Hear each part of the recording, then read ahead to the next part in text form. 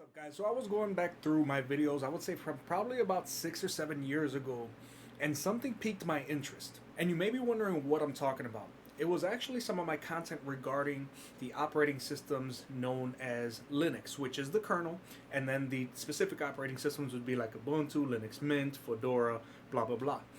Now, as you guys can clearly see, none of my machines are running Linux, not my laptop, not anything. And I think right after the intro, I'm going to go ahead and explain to you guys why.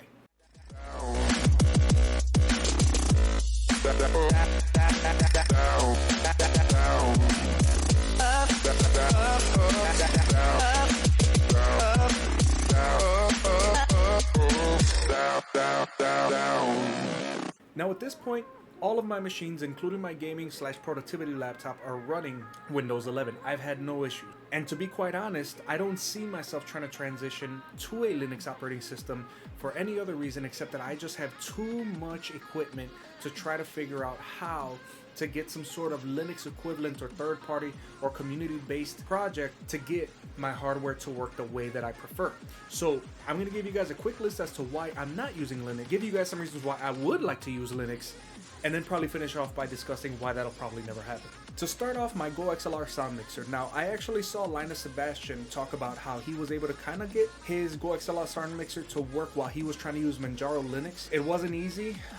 It's really not worth the trouble in my opinion because my sound mixer is such an important and integral process for all of my videos, including this one, my shorts, my stream, everything. It is so baked into everything that I do rudimentarily that I do not have time to try to figure out how to compile or go to GitHub or go through all of this crazy stuff to try to get my sound mixer to work when I can just get on Windows, download the executable, and off we go. The next reason, the other peripheral, i.e. Logitech. My keyboard, my mouse, my speakers, my webcams, these are all things that you download Logitech G Hub, go into the settings, set everything up the way that you want, create your macros in your mouse, create your macros in your keyboard, create the RGB lighting the way that you want it for whatever profile, whatever game to launch, and you're done. Unfortunately, in Linux, although, again, there are community-based projects, there is nothing that's going to be seamless and intuitive the way that you're going to find it in Windows. I'm sorry, Linux users, I'm not trying to be inflammatory, but the truth is the truth. Another reason why, guys, would be for my Elgato software that runs my Elgato hardware, like my Wave 3, my Stream Decks for sure, my ring lights, my key lights. I know, again, after watching a recent challenge that Linus Sebastian went through, he was able to kind of get these things to work, but I don't know that he was actually ever getting Elgato lighting especially to work on Linux. I think that he was just kind of doing it on his phone and he was able to get away with it because on Android it counts as a Linux, and so because the application works there, he was just kind of controlling everything through there. But to be able to do it through the PC and through the Stream Decks and everything, I could only imagine how much of a hassle that would be, and I'm not willing to go through that. Now, you may have noticed a common theme by now, guys. A lot of this stuff is software that is directly related to running your hardware. But isn't that what PC gaming is? Isn't that what streaming is? Isn't that what content creation is? You want the software out of your way. You want the operating system out of your way. And if you're having to stop to install something every single time and try to go into a forum and read for 2 or 3 hours to get a game working, then it really isn't worth your time. Among other things that wouldn't work properly while I would be trying to do what I normally do in my workflow would be my Razer keypad, the software, the Razer Synapse that runs that keypad, and of course all of my Corsair peripherals that for the most part is just RGB, but there is Corsair IQ software that does run some things inside of my system too that I would not wanting to be pulling my hair out trying to download community projects and praying to God that they work on my specific configuration so that I can get all my lighting and everything the way that I want it. I do have OCD when it comes to my electronics, guys, so that would bother the hell out of me, and God forbid that we go through that too. Besides that, guys, the camera even that I'm using now, it's called the OBSBot Tiny. It's an amazing piece of hardware. It's by a company called OBSBot, OBSBOT, no relation to the OBS Open Broadcasting Studio Group. This is a completely different company, but this software, the OBSBot Tiny software, you download it, update the firmware and whatnot. You're able to set up hotkeys to make sure that the camera follows you like the way that this camera's following me now. You see if I move back and forth, it's following me. That stuff wouldn't work in Linux. It would just be another pain, another headache, and I know that this is getting to be a very long list as to why I'm not using Linux, but I made a video before telling you guys that I wanted Linux to be my main driver one day, and it just doesn't look like that's gonna happen.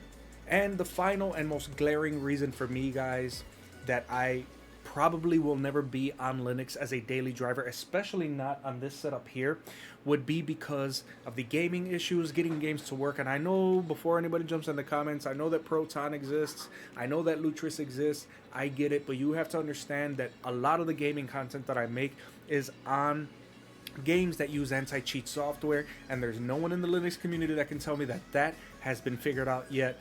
And if one day it is, maybe we'll go ahead and crack back into that endeavor, but at this point that is just not going to happen. Gaming is not the same on Linux. There are performance issues, there are issues even getting games to work.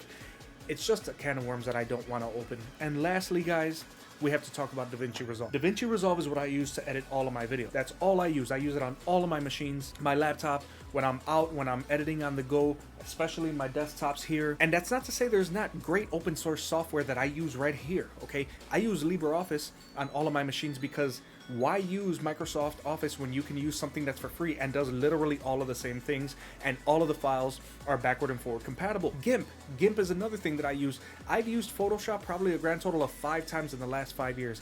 GIMP is so free and so incredibly powerful that I can't believe it is free.